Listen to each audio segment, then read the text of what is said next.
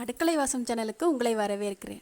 இன்றைக்கி சுண்டைக்காயில் எப்படி வத்தல் செய்கிறது, அந்த சுண்டைக்காய் வத்தல் வச்சு என்னென்ன செய்யலாங்கிறத இன்றைக்கி பார்க்கலாம்.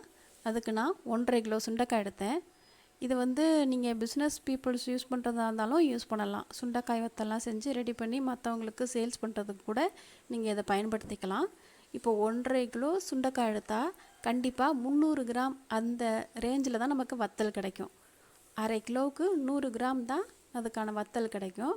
இப்போ 1.5 கிலோ நான் சுண்டைக்காய் எடுத்து நல்லா வகுந்துட்டு ஃபஸ்ட்டு முழுசாக அலசிடணும். 4-5 தடவை அலசினதுக்கப்புறம் தண்ணியில் கழுவினதுக்கப்புறம் அதை வகுந்துக்கணும். லைட்டாக கட் பண்ணிக்கணும். கட் பண்ணிக்கிட்டு முழுசாக 2ஆக அரைஞ்சிடக்கூடாது. அந்த காம்பு இருக்கிற பகுதியில் ஒரு சின்னதாக கட் பண்ணணும். கட் பண்ணிவிட்டு அதை நல்லா வாஷ் பண்ணி எடுத்ததுக்கப்புறம் மண் பாத்திரத்தில் போட்டிருக்கேன்னா நீங்கள் கண்ணாடி பாத்திரம் இது மாதிரி போடுறது நல்லது.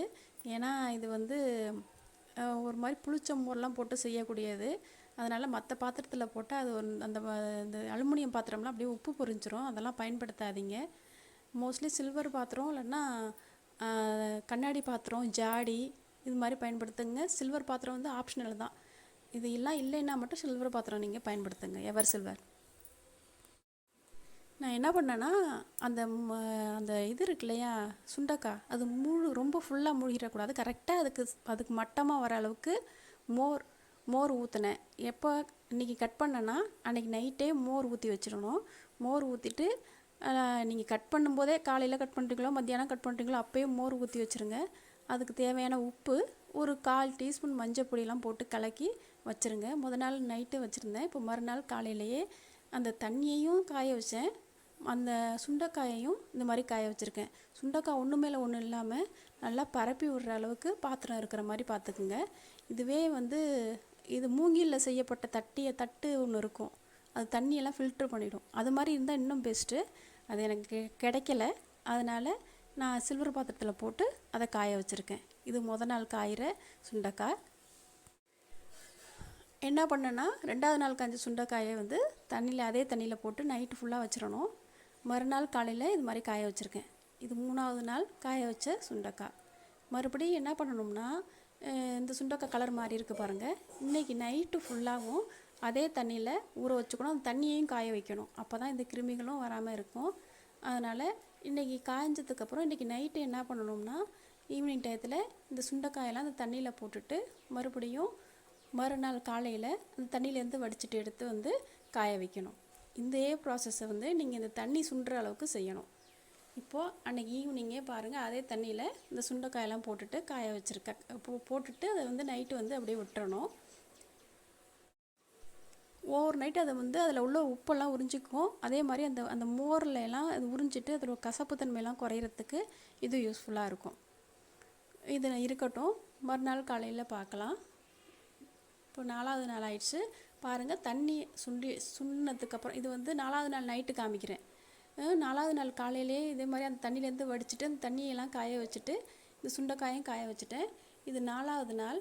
இங்கே பாருங்கள், தண்ணி இவ்வளவு தண்ணி தான் மிச்சம் இருக்குது.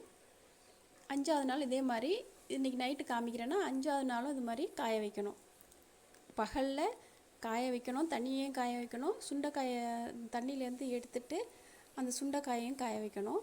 கையால் எடுக்க வேண்டாம். ஒரு நல்ல ஹோல் நிறையா இருக்கக்கூடிய ஒரு கரண்டியை வச்சு இந்த தண்ணியை வடித்து காய வைங்க. இப்போ 6வது நாள் பாருங்கள், தண்ணி எதுவுமே இல்லை. தண்ணியெல்லாம் சுண்டிடுச்சு. நல்ல வெயில், அதனால் தண்ணியெல்லாம் சுண்டிடுச்சு. இந்த சுண்டைக்காய் ரெடியாக காஞ்சிருக்கு. இந்த சுண்டைக்காயில் என்னென்ன செய்யலாங்கிறத பார்க்கலாம். முக்கியமாக குழந்தைங்களுக்கு சுண்டைக்காயை பச்சையாகவே வேக வச்சு பருப்போடு சேர்ந்து மசித்து அதில் உள்ளதெல்லாம் அந்த சக்கையெல்லாம் பிழிஞ்சிட்டு கொடுக்குறது நல்லது.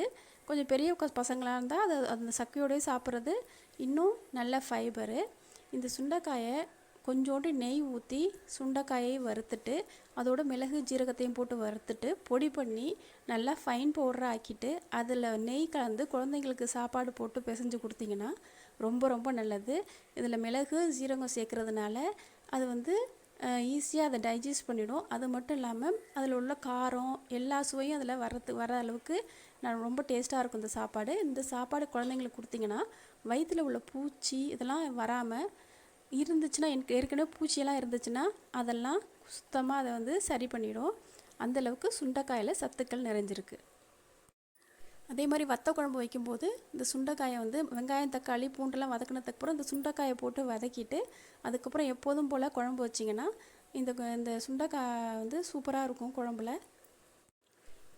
ஏர்லி மார்னிங் கஞ்சி சாதம், கேழ்வரகு கூழ், அது மாதிரி கம்பங்கூழுக்கெல்லாம் இந்த சுண்டைக்காயை எண்ணெயில் பொரித்து அதை தொட்டுக்கிட்டு சாப்பிட்டா அது நல்லாயிருக்கும்.